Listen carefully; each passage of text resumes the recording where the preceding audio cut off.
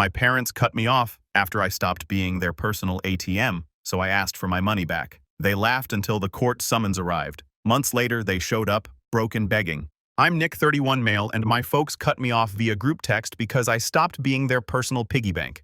So I hit them with $78,000 in loan repayment demands. What followed? Well, grab your popcorn. This is going to be fun. The text came through at 9:00 p.m. on a Wednesday while I was halfway through a gaming session with my buddy Derek. Family group chat. Dad, we're done.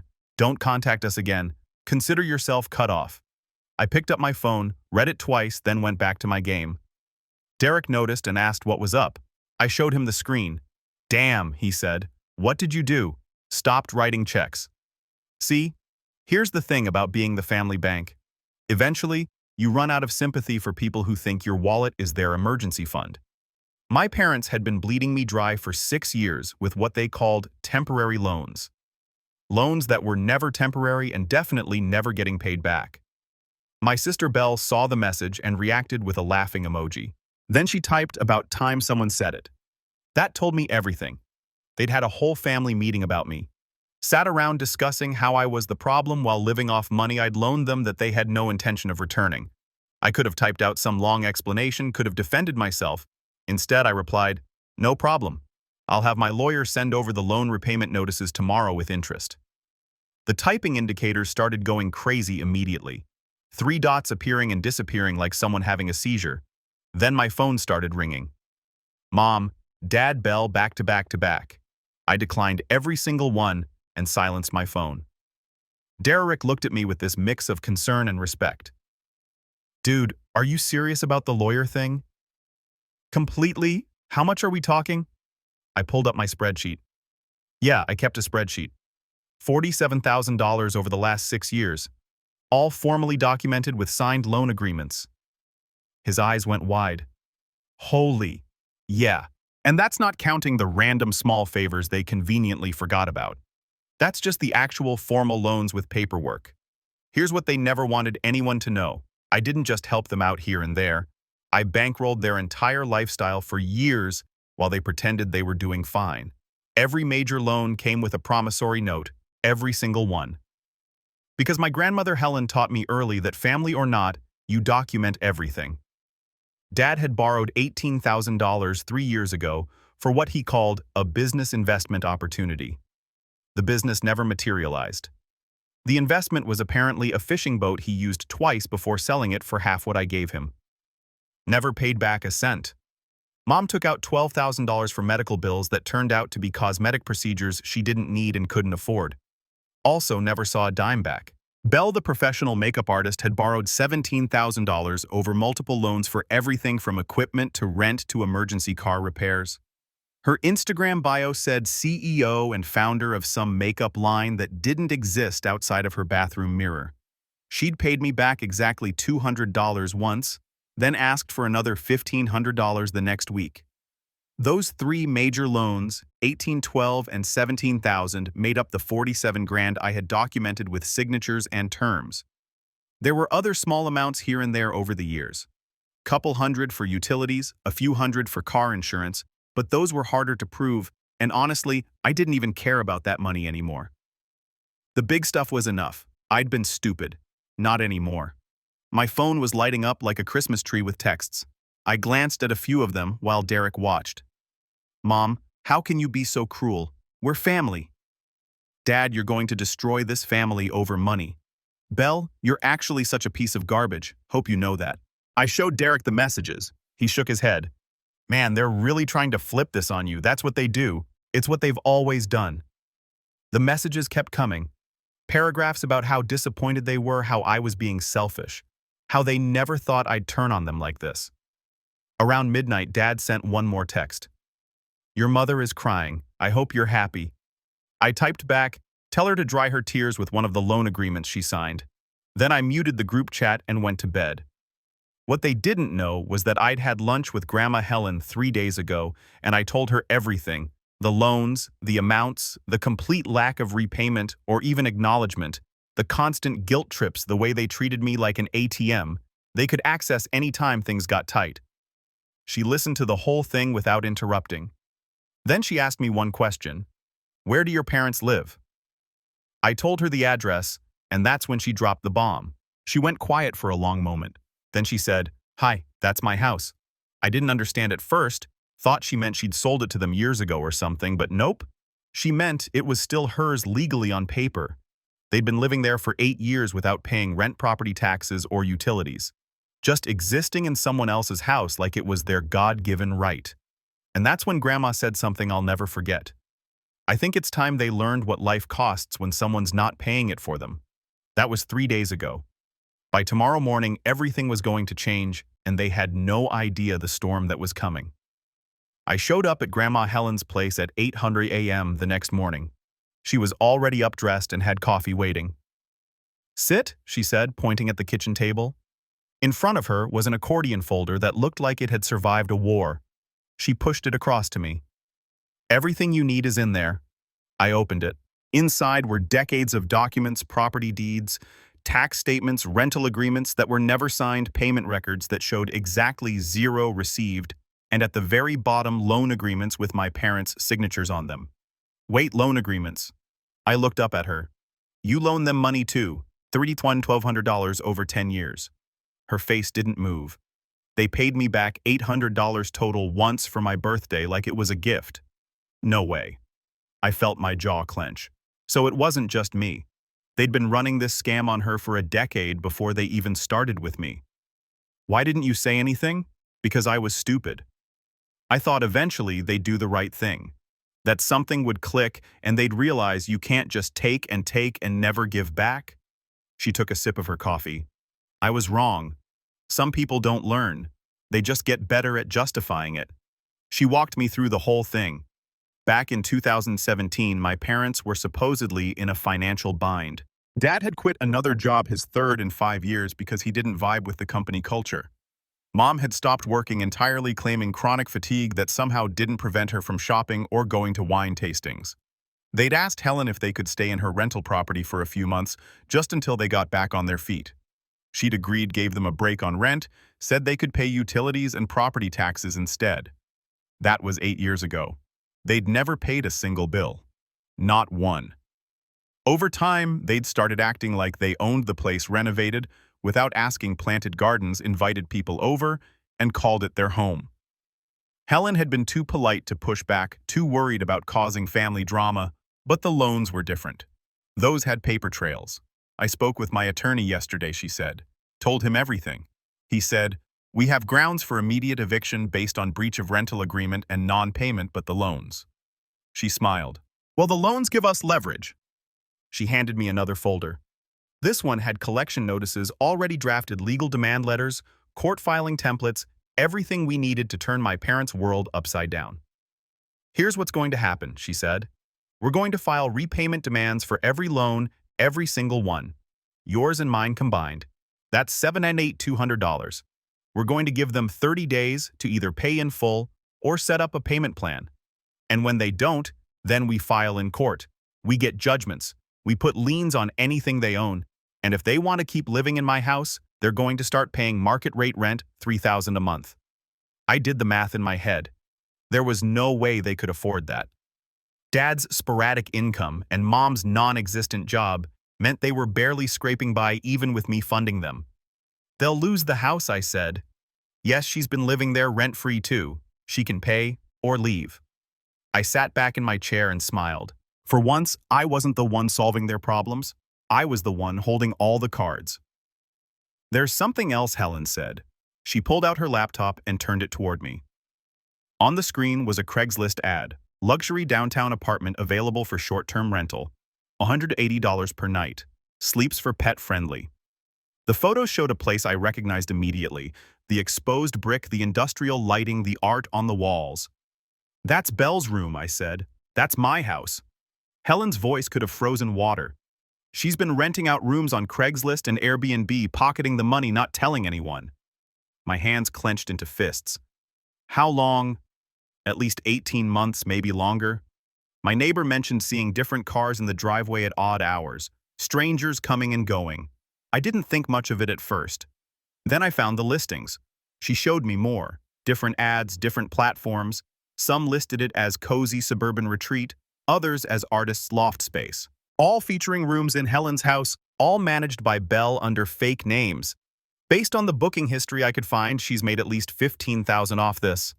Helen said, probably closer to 20, all while claiming she's struggling and needs loans to survive. I felt rage building. What do you need me to do? Helen smiled again. That same look. Nothing yet, just be ready. Because when we drop this on them, they're going to come at you hard. They're going to tell everyone you're tearing the family apart. Let them. I'm ready. Good. She closed the folders. The demand letters go out today. Legal eviction notice goes out tomorrow. After that, we wait and watch them scramble. I left her place feeling something I hadn't felt in years. Power. Not over them, but over my own life. By the afternoon, the certified letters would be delivered. By tomorrow, the eviction notice would be posted, and by next week, they'd realize they'd messed with the wrong people. Let the games begin. The letters hit around 3:00 p.m., 17 missed calls in 20 minutes, 6 voicemails, 34 texts. I was at work sitting in a meeting about quarterly projections, watching my phone vibrate itself across the conference table. My boss looked at me with raised eyebrows. Everything okay?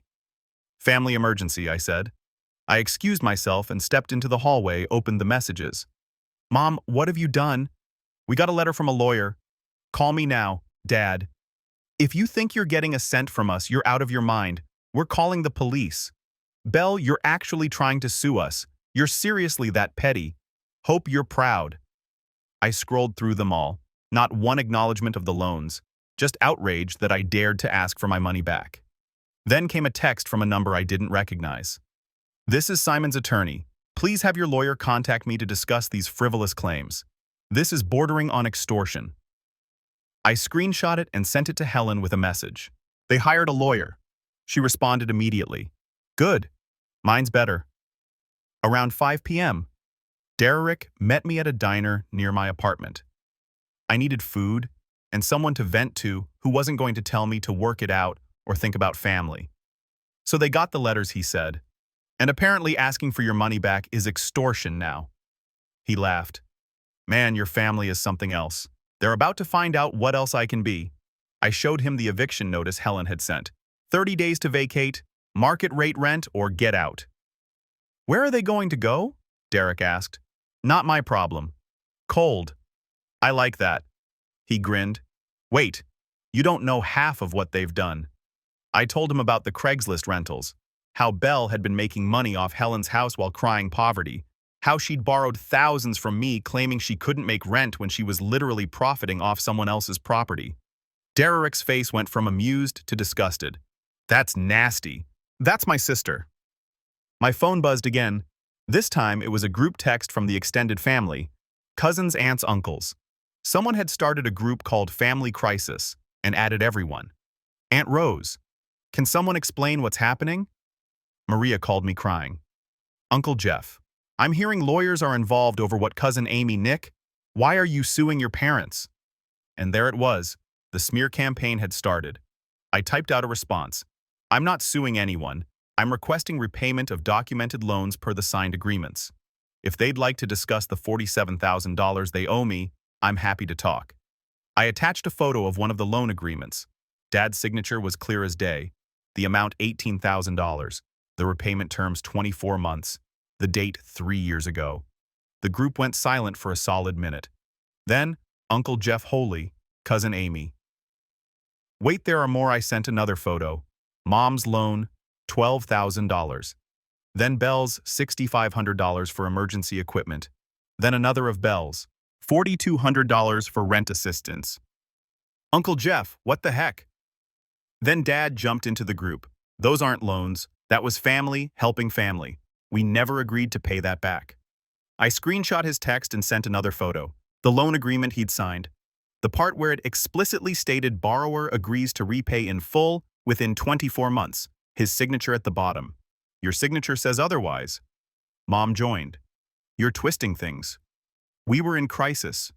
You offered to help. Now you're using it against us. No, I offered loans. You agreed to terms. You never paid. That's called breach of contract. Belle, you're actually doing this in front of everyone. You're such a vindictive jerk. Derek was reading over my shoulder, shaking his head. Dude, they're getting destroyed. Aunt Rose. I think we all need to take a breath here. Uncle Jeff. No, I want to see where this goes. Nick. How much do they actually owe? I replied, $47,000 from me. $1,200 from my grandmother. All documented loans with signatures. The group chat exploded. People taking sides. Some saying I was being cruel, others saying if they signed agreements, they needed to pay. Then Helen joined the group. Grandma Helen. Since we're all here, let me clarify. My son and daughter-in-law have been living in my rental property for 8 years without paying rent, utilities, or property taxes. The agreed rent was $1,200 per month, which totals $1,152 in unpaid rent alone. Add utilities and annual property taxes of $3,600 to $8,800 over 8 years, and we're looking at approximately $48,000 more in unpaid costs, over $163,000 total in housing expenses they never covered. They were also given personal loans totaling $1,200, which were never repaid. An eviction notice has been filed. They have 30 days. Complete silence. Mom left the group chat, then Dad, then Belle. The remaining family members started asking questions. I let them talk, let them process, then I dropped the final bomb. Also, Belle has been illegally subletting rooms in Helen's house via Airbnb and Craigslist for profit without permission. We've documented at least $15,000 in unauthorized income over the past 18 months. I sent screenshots of the listings, the Craigslist ads, the Airbnb reviews. Cousin Amy, Belle, seriously, Uncle Jeff, this is fraud. And just like that, the narrative shifted. They went from questioning me to realizing my family had been running scams on multiple people for years. My phone rang. Helen, you're enjoying this too much, she said. Maybe a little. Good. Don't stop now. They're going to play the victim.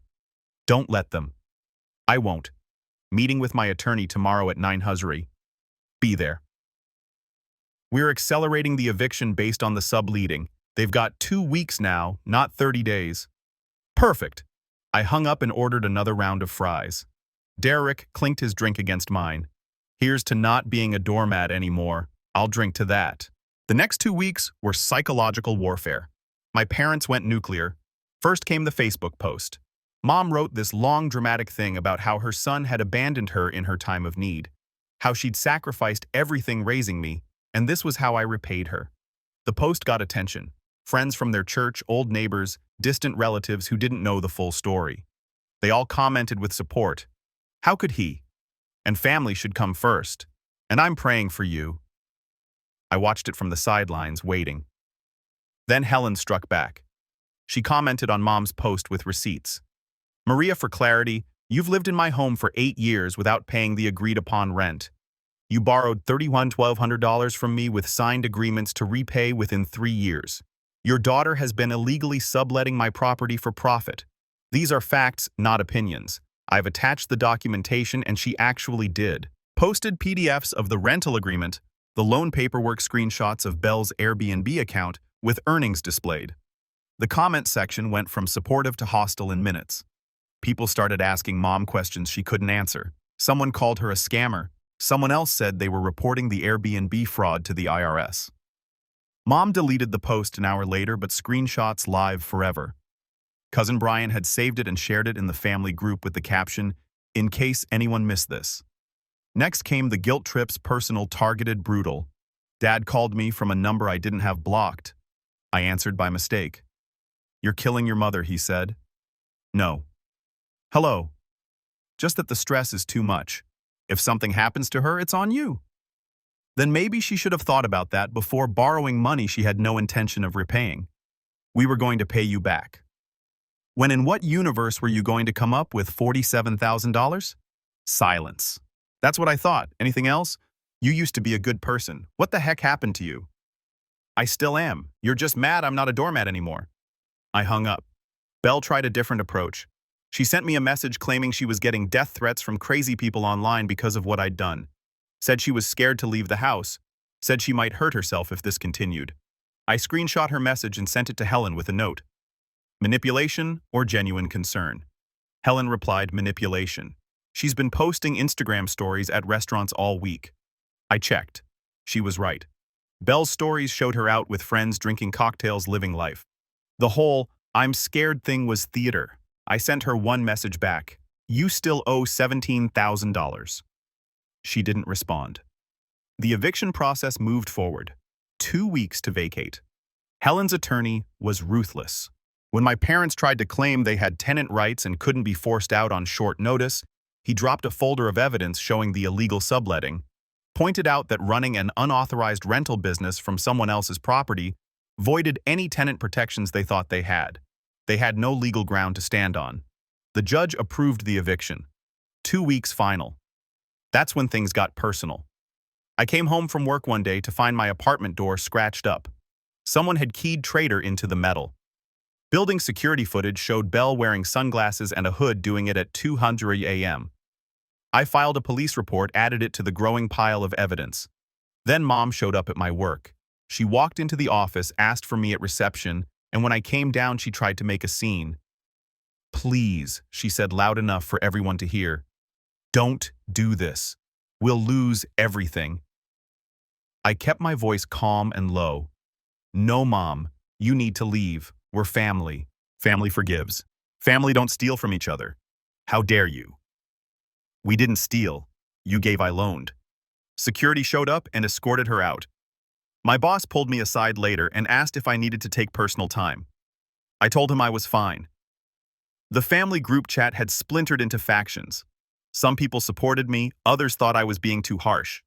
Most just stayed silent and watched the train wreck unfold. Uncle Jeff reached out privately. "I've been thinking about all those times they asked me for money.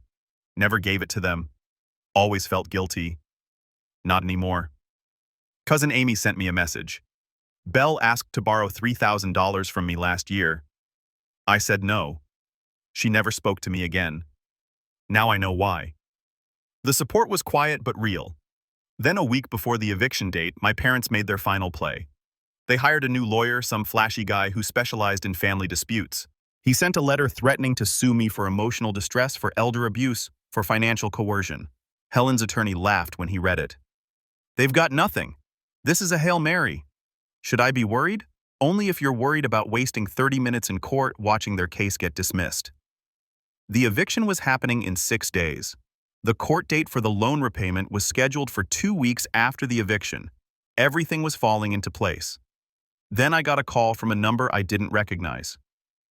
"Nick, this is Colleen, your dad's sister." Aunt Colleen. I hadn't talked to her in years. She'd moved to Oregon and dropped out of the family orbit. "Hey, I heard what's happening. I want you to know you're doing the right thing. Thanks. No, I mean it. Your father did the same thing to our parents, borrowed money, never paid it back, acted like it was owed to him. I stopped talking to him because of it. Your grandmother bailed him out more times than you know." My stomach dropped. I didn't know that. That's because they don't talk about it. They bury it. They make you feel crazy for remembering. But you're not crazy. You're doing what I should have done years ago. We talked for 20 minutes. She told me stories I'd never heard. How Dad had conned his own mother multiple times. How he'd borrowed from her friends. How he'd always positioned himself as the victim. It wasn't just me, it was a pattern. And now I understood why Helen snapped too. This wasn't about revenge. This was about breaking a cycle. The morning of the eviction, I didn't go to the house. Helen didn't either. We sent her attorney and a sheriff's deputy to handle it. I was at work trying to focus on a project when my phone started buzzing. Group chat activity extended family texting. Everyone knew what was happening today. Around noon, Helen's attorney called.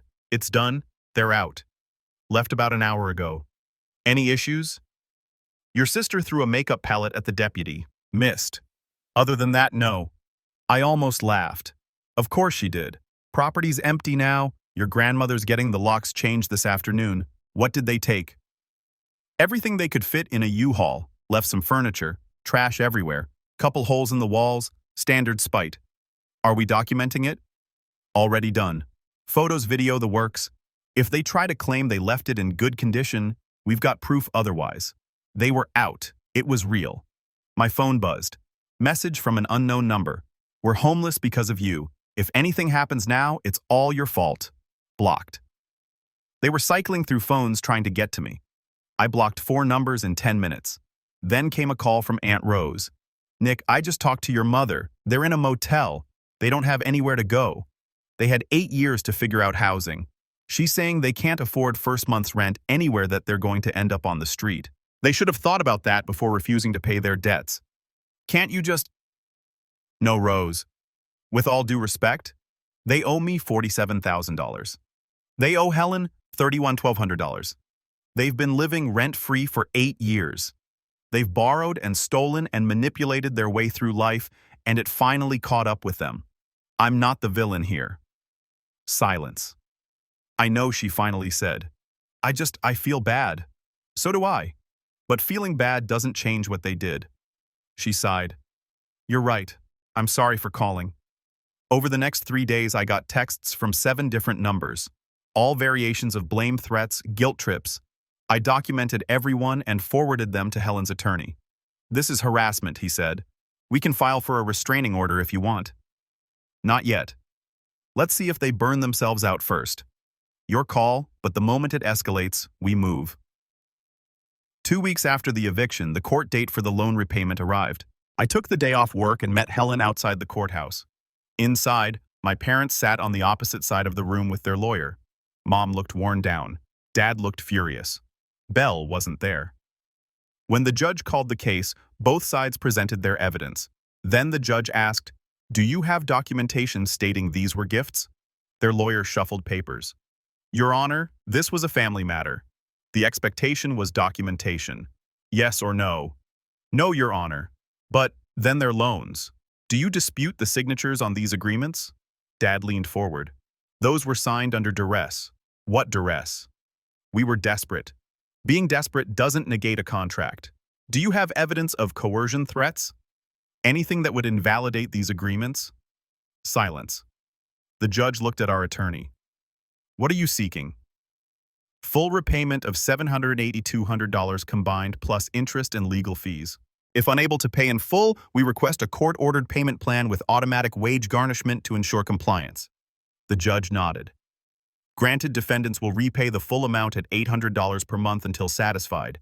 Wage garnishment will be initiated if payments are missed. Court fees to be split between parties.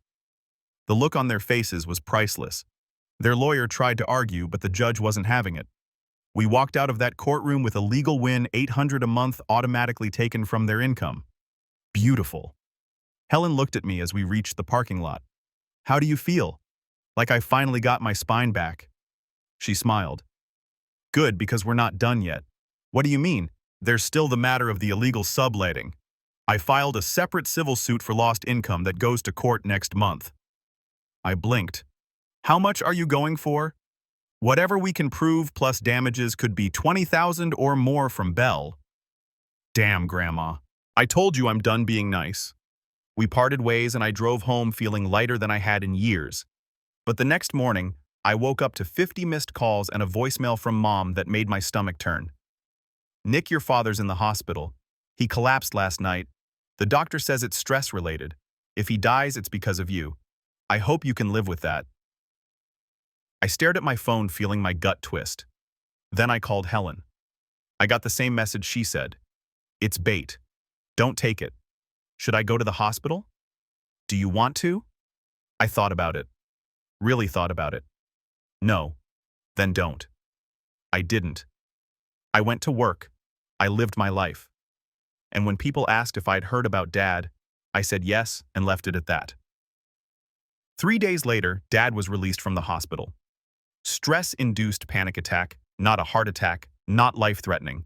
The guilt trip didn't work, and that's when they realized they'd lost. Losing the court case broke something in them.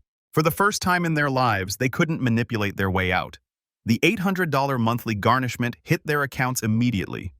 Automatic, unavoidable. Dad had picked up work at a warehouse. Mom was doing data entry from whatever apartment they'd managed to scrape together. Belle had moved in with some guy she met on a dating app, another temporary host she'd drained until he got wise. But the damage was spreading beyond just the money. The extended family wasn't buying their victim act anymore. Aunt Rose stopped returning Mom's calls. Uncle Jeff blocked Dad after he tried to borrow just $500 to get through the month. Cousin Amy publicly called Belle out on Facebook for trying to sell her a makeup service while still owing me 17 grand. Their social circle imploded. People from church stopped inviting them to events. Old friends got quiet. Then Helen's civil suit against Belle went to court 3 weeks after the loan repayment judgment. I attended. Her argument was that she'd been sharing the space with friends and any money exchanged was contributions to household costs. Helen's attorney dropped a stack of printed Airbnb reviews, Craigslist conversations, and Venmo transactions showing $19,400 in documented rental income over 18 months. The judge looked at Belle. You operated an unlicensed rental business from property you didn't own, pocketed the income, and now claim it was just friends helping out. I was trying to survive. By committing fraud. Judgment for the plaintiff. $19,400 plus damages and legal fees. Wage garnishment authorized. Belle stormed out of the courtroom. After the hearing, I went back to work. Back to my life. The chaos was still happening around me, but I wasn't in it anymore. I was an observer, not a participant. 2 months after the eviction, I heard through my cousins that Belle's boyfriend kicked her from his place, and she's been sleeping in her car. Sucks to suck. The garnishments kept hitting every month like clockwork. They tried to fight it twice, filed motions to reduce the payments, claimed financial hardship. Both times the judge denied them, said they'd signed contracts and now they'd honor them. 4 months after the court judgment, they'd paid back $3,200 of the combined $78,200. At this rate, it would take over 8 years to repay everything. 8 years of being legally bound to the consequences of their choices. And I was fine with that. Grandma and I met for lunch one afternoon. She looked good, lighter, less stressed. She'd renovated the house after they'd left, turned it into an actual rental property with real tenants who paid on time. How's it feel, I asked. Liberating. She sipped her coffee. I spent so long trying to help them, trying to be the supportive mother, the understanding grandmother. All it did was enable them to get worse. You did the right thing. So did you. Don't forget that when they come crawling back, and they will, don't forget what they did. Don't forget how they treated you. I won't. But I didn't believe they'd come crawling back. They were too proud, too stubborn, too committed to their victim narrative. I was wrong. 6 months after the eviction, my phone rang on a Saturday evening. Unknown number? Nick. Mom's voice small, broken. What? How are you, son? Don't call me that. What do you want? She paused, then said, Can we talk in person? No. Please, I'm asking. I don't have anything to say to you. Then just listen. That's all I'm asking. She kept ranting for like 2 minutes and asking me to meet. I should have said no, but curiosity won, I guess, so I agreed to meet her tomorrow. The next day I showed up early at some coffee shop, grabbed a corner table where I could see the door. Derek had offered to come as backup, but I told him I'd be fine. Mom walked in at 12:03. She looked rough-faced, worn. She'd aged 5 years and 6 months. She sat down across from me without ordering anything. Thank you for coming. I didn't respond, just waited. Then after the awkward silence, she finally spoke. I wanted to apologize. Okay. We were wrong about everything. The loans, the house, the way we treated you, all of it. I leaned back. What do you want? Nothing. I needed to say it. You said it. Anything else? She looked down at her hands. Your father and I are separating. That caught me off guard. What? We can't afford to live together anymore. The garnishments, the rent, everything. We're drowning. We are blaming each other the whole time. It's over. I'm sorry. I wasn't. Belle's pregnant. She doesn't know who the father is. She's asking us for help, but we don't have anything to give her. Again, not my problem. I know. I'm not asking you to fix it. I just thought you should know. We sat in silence for a moment. Then she spoke again, quieter. You were right about everything. We used you. We took advantage. And when you finally stood up for yourself, we tried to destroy you for it. I don't expect you to forgive me. I just wanted you to know that I see it now. What we did, I studied her face looking for the manipulation, the angle, but all I saw was exhaustion. Is that it? That's it. I stood up. Thanks for the apology, but it doesn't change anything. You still owe me $47,000. The garnishment continues until it's paid. That's how this works. I understand. Do you? Because for years you acted like consequences didn't apply to you. Like you could just cry and guilt trip your way out of anything. Now you're learning that's not how the world works. Her eyes filled with tears, but she didn't argue. I walked out. 2 weeks later, Dad called. I didn't answer. He left a voicemail. Nick, I know you don't want to talk to me, I get it, but I'm calling to ask, no to beg. Your grandmother cut me off completely. Won't answer my calls. I made mistakes.